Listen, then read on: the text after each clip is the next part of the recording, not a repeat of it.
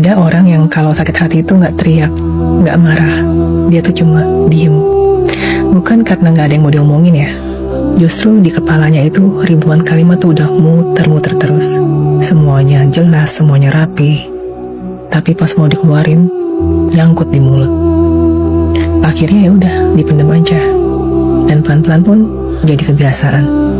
Jadi kayak tombol otomatis. Ketika disakitin, ya tarik diri. Ketika dikecewain, ya diam.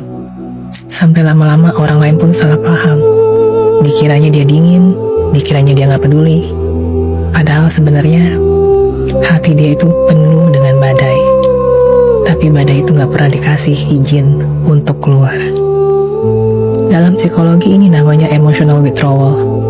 Cara tubuh buat bertahan, dan cara jiwa buat bilang, diam itu lebih aman loh daripada disalahpahami.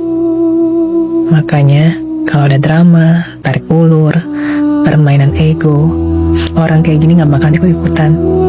Bukan karena dia gak ngerasa, tapi karena udah terlalu capek. Dia tahu energinya terlalu mahal buat dipakai menghadapi hal-hal yang gak tulus. Dan lucunya, orang lain pasti bingung. Kok bisa sih dia segitu tenangnya ya? Kok bisa sih gak ribut? Padahal aslinya itu bukan tenang.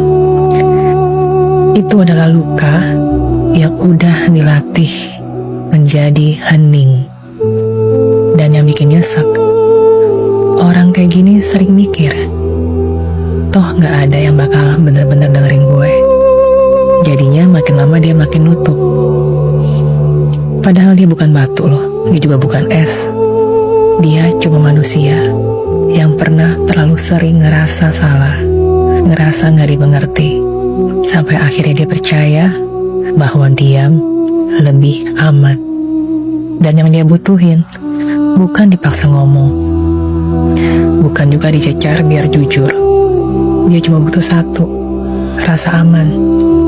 Seseorang yang bikin dia berasa, gue boleh buka suara di sini dan gak akan disalahin. Jadi kalau suatu hari dia akhirnya ngomong ke elo, itu bukan karena elo hebat dalam memaksa, tapi karena dipercaya sama elo.